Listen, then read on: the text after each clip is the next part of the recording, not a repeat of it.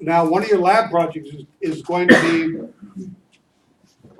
to take a 3-unit regulator that may or may not be in reasonable shape and figure out what its schematic is. And you guys are all going to run to this schematic, which is the typical schematic found in your book. And then you just scratch your heads for a while because the regulators that I'm going to give you aren't that schematic. There's more than one way to accomplish this. The other thing that's going to happen is what you're going to get is a regulator with some connections, but you're not going to get all of this or all of that out there. So you're going to have to figure some things out.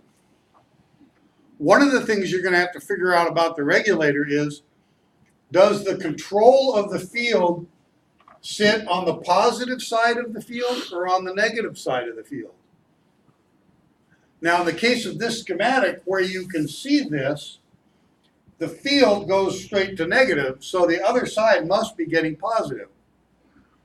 But if you don't have that schematic, all you've got is a connector right there that says F, field. You still should be able to look at the regulator and say, F, it goes through here, up to there, through around to, and figure out where it goes. In this particular case, schematically it goes up like this, through this switch, down to this lead here. There's also a little resistor. It then comes along and up through this switch, and then straight up to positive. So just looking at the regulator, you could see the lead that goes from positive through the two switches and out to F comes from positive. So therefore, it's got to be controlling on the positive side. But they could design this to control on the negative side just as easily. So what the thing is going to do to regulate voltage is this switch is going to open and close. Going to open and close. It's going to have a spring S1 saying, let's keep it closed. So when everything's turned off, the spring's closed. S2 is also closed with the spring. So when you first go to start things up, those are closed. However, S3 is going to have pulled this one open. So when you first go to start things up, the battery and everything isn't going to be hooked to this system. And there's going to be no way to get it to hook to this system because it isn't hooked. So therefore, there's no voltage going to the voltage regulator of any kind. Unless, of course, the armature and the field can self-excite. Well, because the field happens to sit around these big metal posts in a big metal frame and it doesn't spin around, it's pretty easy to take and give that thing a shot of current in a way that magnetizes all that iron. Just like you guys, when you did the Magnaflux, you magnetized something in the Magnaflux machine. It won't work in this kind of unit, in the alternator kind of unit, because we're spinning this thing around in a big AC coil. So how did you demagnetize in the Magnaflux machine? You just put the metal in a big AC coil, right? Okay, you can never get this thing to have residual magnetism. It wouldn't happen. It wouldn't stay there. But in this one, because the field is stationary in a big metal housing, you can actually do that. So this thing, once it starts spinning, will have enough residual magnetism to create enough voltage to come back here and close that coil, or that set of points. Then we're going to get full voltage and things are going to come on. As voltage comes up above some set point, which we've adjusted with this resistor, the strength of this spring, and the number of turns here on both of those two little coils, it's going to say, okay, I'm above, let's say, 13.68 volts. The lead acid battery probably is. It's going to say, all right, no more. I'm going to open that set of points. So contact 1 or C1 opens, no more current going to the shunt field or to the field, so the field starts to collapse. Voltage starts going down. Voltage starts going down, the magnetism in coming through both of these starts to drop. Contacts close. Boom, back and forth, back and forth. However, we're going to have a magnetic field that's going binga, binga, binga, binga, and every time these points open, that's going to try and collapse and resist change, so it's going to start arcing in those points. So we're going to provide a couple of paths, one like this, back up through here, in a loop back this way. As well, this resistor will partly do the same thing, going back up this way, back to here. So when that collapses, we're going to let the energy of that collapse have a little bit of a circulating path through to reduce the arcing of those points just a little bit. Okay? Now, on to the next unit. The current limiter. The current limiter is just brute simple. Once there's enough current through that coil, there's enough magnetism, it forces C2 open. Okay. In all likelihood, let's say it's a 50 amp unit, at 55 or 60 amps, somewhere near that puppy opens up. Okay, just we're done, too much current. Again, also providing a separate little bypass here, separate little resistor bypass, because when that coil collapses, as this thing opens, both this coil and the field are going to try and arc those points a little bit. Now, theoretically, that's not all that necessary. Theoretically, those points should never open in the life of the unit. The only time that current limiter should open is when something's really going wrong. We've got a short, we've got something bad happening. So I'm not too worried about the arcing that could occur in that one. Now, as we said, this set of contacts, the spring's holding them open. The only way we're going to get them to close is if we have some kind of voltage going through a coil that causes them to close. When they're open, nothing's hooked up, so you've got no battery, no power source. So the residual voltage will produce enough voltage to drive down through this voltage sensing coil, portion of the coil, to cause the contacts to close. Once that happens, current's going to start going through here, and the way this is wound, it's going to add to the holding it down. If I start having current go the other direction, because I now have a load or I have a voltage source somewhere else that's quite a bit higher, like one of the other generators, and I start, instead of current coming out, I've got current going in trying to motor this thing. The current in here, or the magnetism in here, will reverse and start opposing the magnetism here, causing fairly quickly this spring to overcome what's left and pull the contact points open again, bringing that offline. Okay. Now, of course, as soon as it comes offline, what's going to happen? Reverse current's going to stop. It's going to start putting out again. The contact points are going to try closing again. So they'll sit there hopping, but not letting the thing actually do that much. The reverse current part's not necessary in an alternator. Why? Because diodes have up genes, they don't have any down genes, right? They only let electricity go one way. So it's not possible to get reverse current. Current limiting isn't needed because they're self-limiting. Alternators are self-limiting. So the only thing we really need to do is voltage regulation. So even in the old world, where we still had contact points doing voltage regulation, the reason I know this is for the alternator is because it doesn't have the other two units. The rest of this circuit is just about sensing the voltage, and they use this to control it. The other thing to note about this, diagrammatically, it doesn't show it all that well, but we have two different types of coil in here. We have current sensing coils, and we have voltage sensing coils. Voltage sensing coils are really, really, really, really fine wire with many, many, many, many, many, many turns. Not a lot of current goes through. Current sensing wires are really big fat wires, big heavy duty fat wires with only a few turns. They might both produce the same amount of magnetism, okay, or similar amounts of magnetism, but not all coils are the same.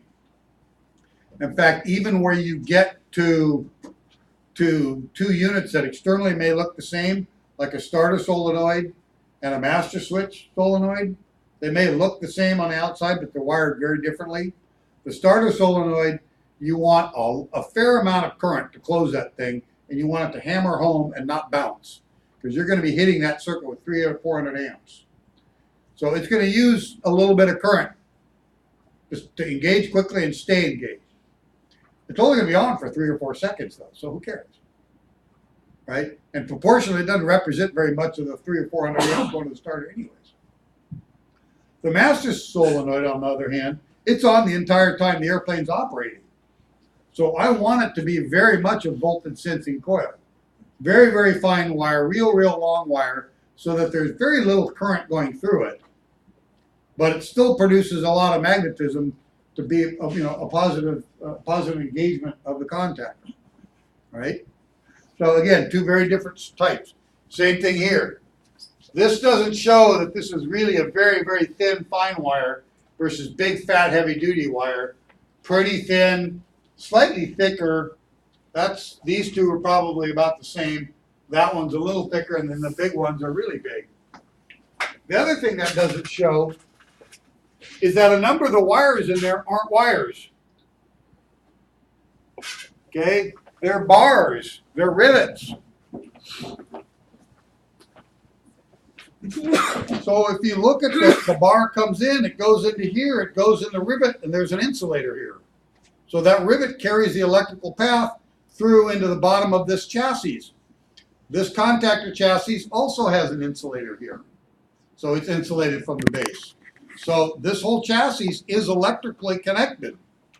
Okay? It then comes up to, does what it does through there, comes down to here. That doesn't do anything except it does have a wire now going over to there, up to this chassis, which then comes back down, and its rivet goes to ground. Okay?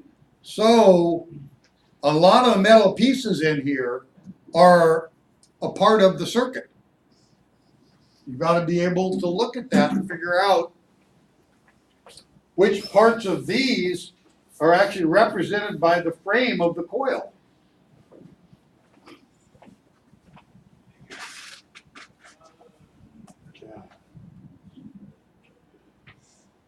Typically, are those field repairable at all? I mean, No.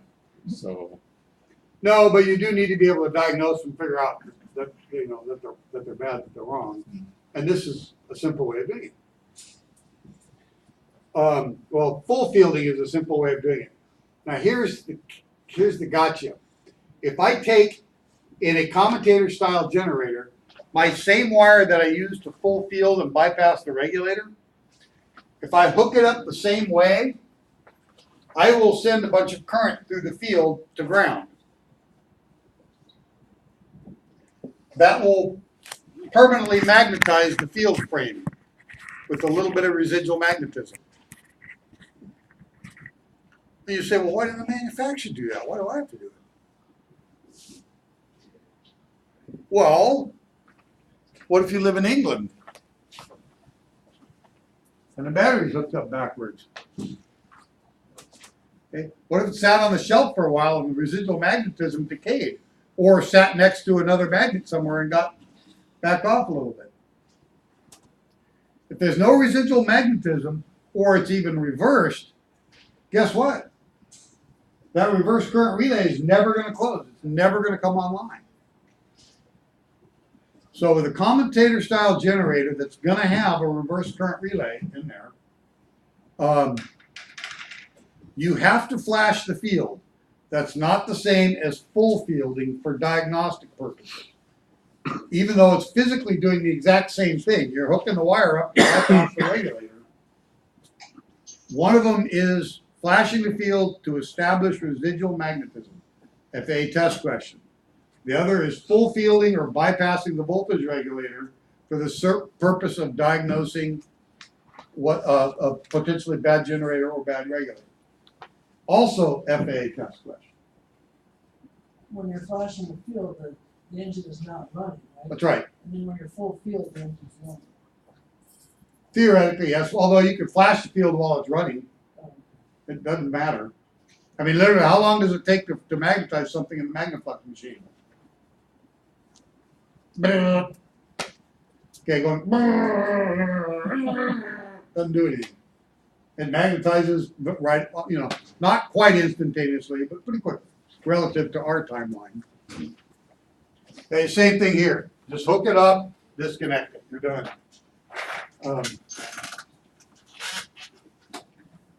And then, of course, start it up. And then it's going to orient itself anyways. Once that thing starts producing power, it'll fully magnetize itself as needed. It's just that very first time, there's nothing to close the current limiting contact. Now, what would be one simple way to flash the field? Stick your finger in there and close the contact. That would be one way of doing it, right? Well, 6 of one, half a dozen the other. Take the cover off and do that, or take a couple of leads and just bypass it because the wires are all right there. The only thing is you need to make sure that the field goes to ground here and you touch that to positive, or if this goes to positive and this goes to the regulator, you take this into the field and touch it to ground. So you've got to know whether it's a negative or positive control. Now, okay.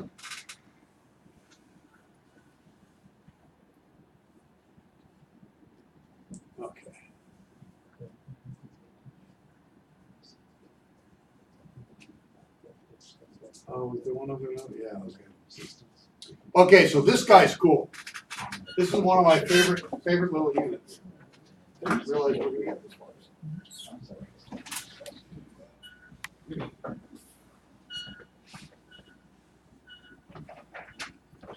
This guy is a brushless AC generator, although it could be a DC generator as well. I could take the output and feed it to a bridge rectifier. Okay, no brushes. Whee, spins around, no brushes. No brushes necessary. It's a lot harder to make. Going to cost you a little bit more. Probably a little easier to see schematically. But what we've got is, we've got a stationary magnetic field here. And we're going to supply that magnetic field with variable current. We can bring it up or bring it down. That magnetic field is going to excite a rotary armature. It's a little bitty rotary three-phase armature. That's going to make AC. It's going to take the AC and run it through a little bridge rectifier that's also rotating and convert it to DC. The DC is then going to go to the field, the main field that's rotating, and inspire or incite output, AC output on the main armature. Now this works because we have this thing called the diode. It wouldn't work with the little bitty, but because we have a diode, we can make it work. So let's look at it schematically. We're not going to worry about this part yet. It serves a purpose as well. But we're going to have a field here, and this doesn't show it, but voltage regulator is going to be out here somewhere. And this voltage regulator is going to run the stabilizing field as well as the main input field. That's stationary. That will excite the magnetism into the smaller three-phase armature. This guy right here. That little bitty guy right here. Okay? So, field sitting out there, it's going to excite that. This is going to start producing AC. The AC that comes out of all three of these phases is going to go to the bridge rectifier that you already recognized. Well, as you look at the leads, they go down to these screws, which lo and behold, on this side, there's 6 little diodes. Okay, so your bridge rectifier sits here spinning round and round, happy as can be. And those 3 wires coming into the 6 diodes come out in the form of 2 wires here through the field, the main field. Okay? The main field then excites the stationary AC armature. Now there's a second little winding in here that's a little harder to see that they put in here, right there, and they have a smaller 3-phase exciter field here. The purpose of this is if my batteries are dead or I don't have a DC source here for whatever reason, I can still get things running and hit the APU, use the APU to send some AC, 3-phase AC into here and get this guy to light off. So it's a secondary way of lighting it off. And of course, once you light it off here, that generates enough magnetism in here to get that going, which will then somewhere else in the system provide the DC to where this thing then runs off of its normal control. Okay, so that extra pilot exciter armature, that's really just a function of another way to get the thing started up and running, presuming you lose your DC source. Pretty elegant solution, huh? So by brushless is just using induction then? Yeah. Well, it's using induction both ways. Yeah. It's using induction, a stationary DC field, to excite 3-phase AC in the rotor, the small end of the rotor, which goes through a bridge rectifier, converts it back to a DC. The DC then goes into the main generator field that is rotating and excites AC output.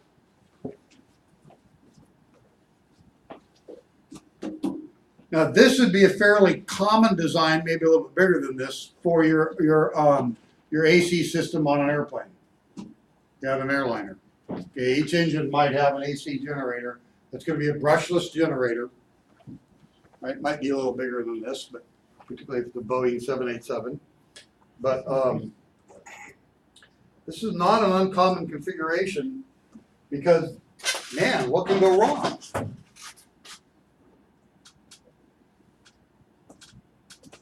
Not a lot. There's no brushes to wear out. The bearings, they're probably not loaded that much. They're way overbuilt. Probably 1,000 times stronger than they need to be. Given that this thing is pretty well balanced and it's just spinning around, other than gravity and a little bit of G-force, there isn't a lot of load on them. Okay, that thing's just in there spinning around, fat, dumb, and happy. It's certainly got torque load, but torque load is pretty symmetrical based upon whatever's driving it. The fact that that inner portion is spinning around and probably vibrating just a little, being on an engine, could eventually cause the diodes to crack and fail. But if the diodes are reasonably well supported, theoretically that thing could easily last the life of the airplane. But the only thing you got to make sure you do is don't overheat it, right? And how would you overheat it? Run it at above its rated capacity. Or don't provide enough cooling. So in other words, whatever cooling duct goes to that, or if something goes wrong with the fan, something like that. Vibration and heat are generally the things that kill most of these power-using components, power-generating. Is that when you're like, if it's off the engine? Is that when you rub the engine too long or something? And then You lost me entirely. is that when you're saying overheating it? Like, how can you overheat the thing? That's what I want to know. Drawing too much current from it. Oh, Too many things turned on. Gotcha. So now theoretically, that's never going to be a problem in an airplane. Why? Because I know you guys, before you properly modify an airplane, you're going to calculate to make sure that you didn't overload the generator. Right? Right. And if you do, you're going to take something off before you put something on. Okay. I already said that. The top one, that was that one slide a little bit back. We use the term, and I think there are still some FAA test questions. So this little guy, the carbon pile regulator, they labeled all the leads, A, B, C, D, G, F, K, something like that. Okay, they said, ain't a gram. They then said, we gotta plug this thing in, and we can plug it in ahead of, between positive and the field, and then the field goes to ground, or we can put it between the field and ground, and then the other end of the field goes to positive. However, we said, because of the voltage sensing coil, we can't reverse how that part of the circuit gets hooked up, and that's hooked up in parallel with the carbon pile. So that means in one installation, I've got to attach A to the field. In the other installation, I've got to attach B to the field. So when I attach A to the field, the regulator then goes to ground, and it's type A. When I attach B to the field, the regulator attaches to positive, and the other end of the field goes to ground. So hence they came up with type A and type B. Type B is the more common configuration for voltage regulators. And that vernacular is still used, and I think there's still some FAA test questions around it. A and B means nothing to me. In the real world, we have negative control circuits and we have positive control circuits. And more often, we have many circuits that are controlled both on the positive side and the negative side, particularly in the world of digital electronics. That you guys need to understand, because how you're going to hook a ohm meter or a voltmeter or do any testing or read the schematic, you've got to understand that can happen before you start testing things. Okay. For most regulators, when you install them, it's an install and forget. I strongly recommend getting the voltmeter out and just making sure it's not overvolting, that everything's doing like it's supposed to now. For these guys, the installation's really hard. Kind of go like that, all brand new, and then you take and you put it back in the airplane, put the new one back in the airplane, crush it down like that. It's kind of hard to get the first one in. Now you've installed it. Okay, that's an hour labor, you're good to go, right? Well, no, actually you got to make some engine noise, because you have no idea how this thing's set. Remember we said we got this little potentiometer, and in fact what we got to do is we've got to try and set this thing so that it's at an appropriate value commensurate with the other engines, right? So what I'm going to do is I'm going to take and fire the airplane up, get the airplane up and good and running, all the engines running, and then I'm going to take each one and bring them online, measure its voltage, take it off, take each one and make sure their baseline voltage at some fixed RPM is as close to equal as I can get. Okay, but you're never going to get it perfect, but as close to as you can get. Okay, then the equalizing circuits will make up the difference. How much drift is there after you adjust and they burn in and all that? I don't know. I've never run one long enough to know that, but my guess is probably not a whole lot. There may be initially when it's brand spanking new, but at the same time, it's a big old heavy duty mechanical component, right? Springs harden, material changes, the carbon changes a little bit. Certainly corrosion happens throughout in all the different connectors and hundreds of miles of wire. Not miles, but certainly quite a few feet of wire. Another little thing that there are still some stupid little FA test questions around about brushes. The truth is, most of the time, let me put it this way. Every time I've ever bought a set of brushes in at least the last 30 or 40 years, they've been properly arced already. Okay, they've already got a nice little arc. But according to the FAA and these guys, they don't come that way. In truth, what's going to happen is if you don't do this, it's going to arc a little bit more. And it's going to arc even a little bit more when it's jumping from here to here. Whereas here, when it jumps, it'll already be getting contact here while making contact there. So it's going to arc quite a bit less. So they say put a piece of sandpaper facing out and work the and mate the brushes to the surface. The other significant note is they undercut the mica a little bit. The little separators between the two, those separators are actually an organic material, and if the carbon starts rubbing on it, they'll both be about the same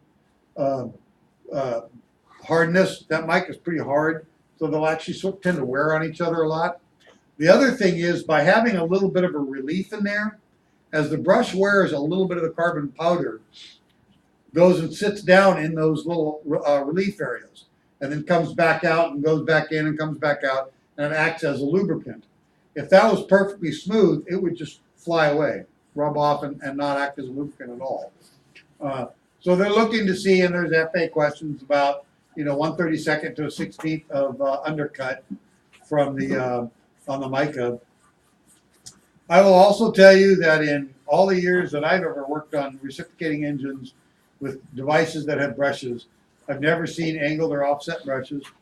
It's just not something you do on a reciprocating engine. Period. Flat, don't do it. Why? Especially when you have a big noodle attached to the engine. What happens to a reciprocating engine with a big noodle on it when you shut it down? It goes wow, wow, wah, wah, wah, snap, snap, snap, snap, snaps all your brushes off. Okay? It's gonna go backwards when it shuts down. It'll go whack, whack, whack. And this being able to rock a little bit in the brush holder means that sharp little point's going to dig in there and it's going to snap the brush right off. Okay, so again, I doubt you will ever see angled brushes in there. The FAA has it drawn. It is what it is. Okay, so for the most part, we've been talking about fields and armatures. And they're wound in such a way that both run in parallel with each other. Power to field to ground, power to armature to ground, regardless of which is spinning, which is stationary. That's two parallel paths, right? Another word for parallel path is a shunt path. Okay, but it's still just a parallel path. So they came up with terms: shunt wound generators, a DC generator or alternator. They're both still parallel shunt wound. There are some instances where you could series wind, where everything that goes through the field goes through the armature. So all the output from the armature goes through the field. Well, that means the field's going to put out some serious magnetism, right? Well, the upside of this thing is it will compensate. Anytime you turn a load on, it'll compensate for it. The downside is that's a heck of a lot of current to try and regulate the voltage. It's almost impossible to regulate the voltage. It'll be all over the map. Well, that doesn't work so well because we've got some things that are very sensitive to voltage. You take a battery and suddenly double the voltage to it, how long do you think it's going to last? Hours? Certainly not years. I mean, it is not bad for light bulbs. Double the voltage on a light bulb, what's it do? Gets really bright for a very short period of time, right? Okay? So regulating voltage is kind of important to us.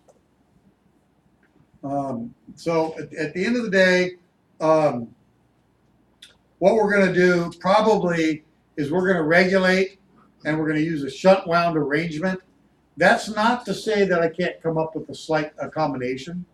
I could have multiple field windings. One field winding is shunt, and then a smaller field winding actually is in series. I could do that. That'll give you a little bit of the best of both worlds. So this guy right here, you'll note small little bitty wire for the parallel or shunt wound field. Here, big heavy duty strap, much smaller, big heavy duty strap. This is series. So whatever comes into the generator goes through this portion, then to the brushes, into the armature, and then out to whatever ground or whatever it's set up. So this guy isn't controlled at all. It just sits there, but it does auto compensate a little bit, partially. Say maybe 50 or 30% of the total field magnetism is created here, and it automatically compensates. The voltage regulator then controls this portion for the rest of the current being produced. Okay?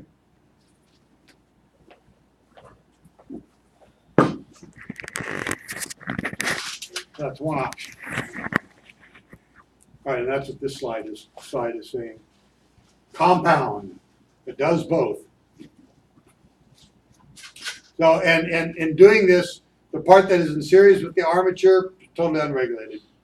So we're going to be somewhat conservative in how we design it and say,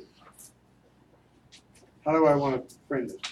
In no case will the airplane ever use less current than boom, this quantity. So we're going to design our series wound fields to produce something less than that current at normal operating RPM. Then the regulators only have to control a much smaller amount of current through the field or the shunt wound fields, so their workload is reduced significantly. This would make no sense to do it on a 20 or 40 or 50 amp unit. But something that's putting out 600 amps, it might make sense to say, let's put 300 of those amps or 400 of those amps on a series. But we know this thing is always going to be using that power. In no case, because if you ever get to the situation where suddenly that series is producing more current than you actually need, what's going to happen? Yeah, It's going to produce the current. And since you don't have a load, what's left? The voltage is going to start going up dangerously high because you're not loading the circuit in a way that you've got any way to regulate it. Once the voltage starts going up, not only do components start failing, but you can also get voltage that goes above the rating of the insulation. Now the voltage starts leaking out. The electrons start going where they want to, rather than where you want them to. That's not good. Okay, so we talked a little bit about armature reaction, but this is that case where if I take a magnet,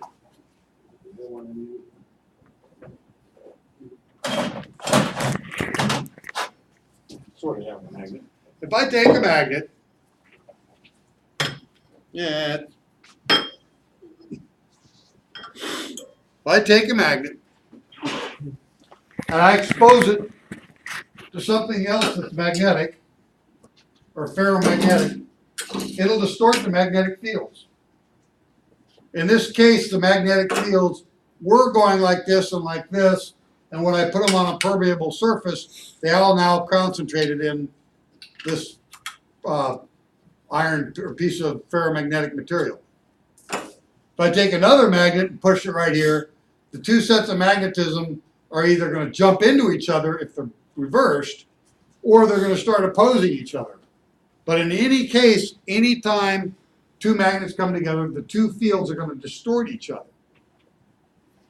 So if I take my magnet here, and I take this magnet here, and I start going kapoof, kapoof, kapoof, kapoof, I'm going to start dragging this magnetic field that way, and this magnetic field is going to get dragged the opposite direction. Well, if I put them on a spit, I'm going to keep doing that. I'm going to start getting a little bit of a double S curve. And the more current I produce, the more magnetism I produce, or the faster I go, the more of this reaction is going to occur. So now instead of my axis of maximum cutting here and minimum cutting here, they're going to shift some. Well, so what? It shifts a little bit. No big deal. The only downside is where it's at the minimum. Isn't that where minimum current being produced in a commutator style unit isn't that where I want to switch the brush leads? Okay, so that's going to be a little out of phase. So now I'm going to increase the arcing a little bit, and I'm going to lose a little bit of power from that. Okay. Well, one of the things I can do, there are two different ways of doing this.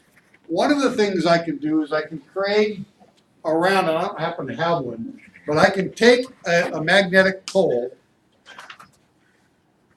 it's called an inner pole. I can take my field pole.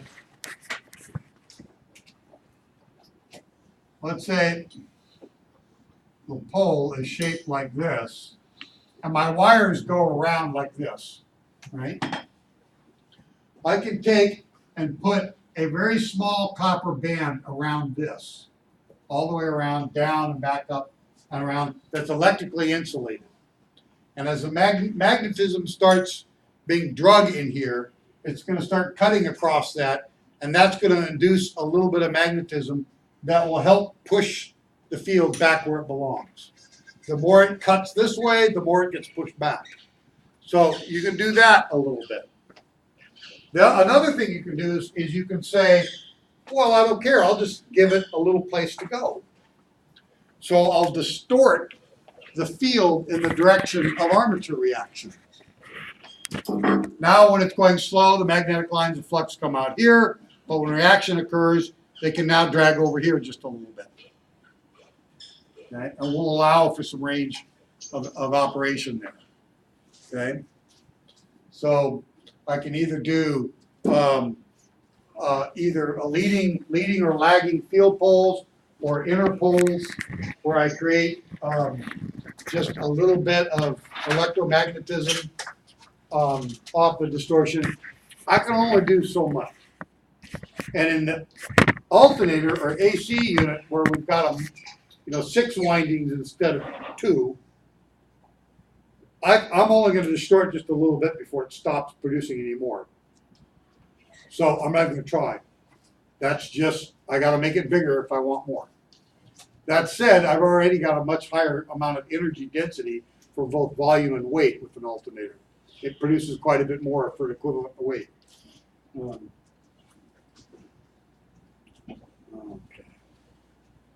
So this sort of shows the magnetism from here, the magnetism from these guys, the two working against each other, causing some distortion in the magnetic field. So everything kind of piles up there, and then it does sort of some strange S curves.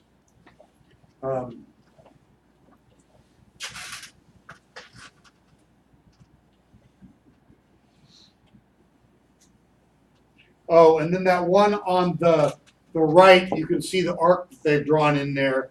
That shows how the phase relationship has now been rotated some. If I had brushes in that unit, I'd rotate them by that amount. Which, by the way, they did make units that, based upon RPM, a little set of centrifugal weights would come out, and they'd rotate the brush plate. So they didn't really do a good job of compensating them for current, but RPM or current changes can both change the amount of armature reaction. So they were able. They did design something that accommodated a little bit.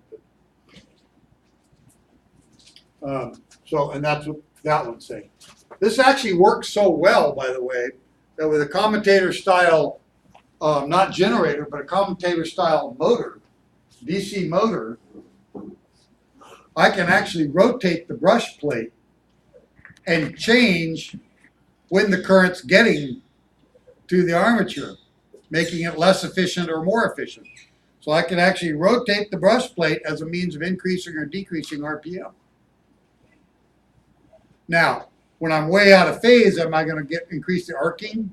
My brushes are going to go, yeah, they're going to be a little bit more. Our big magneto tester back there, it's a DC motor that's rectified AC. That's what it's got. There's an RPM lever, and all you're doing is moving the brush plate up and down.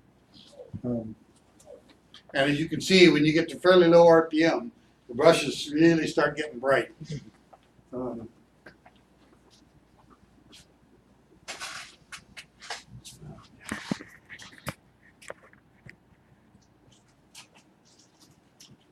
Alrighty, let's see.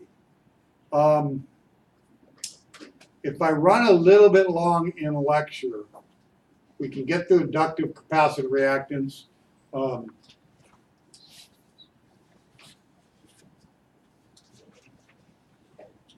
Yeah, I'm gonna run till 8, and we'll get through inductive reactance, capacitance, or inductive and capacitive reactance. That way, next week we can do a stage, we can do a test.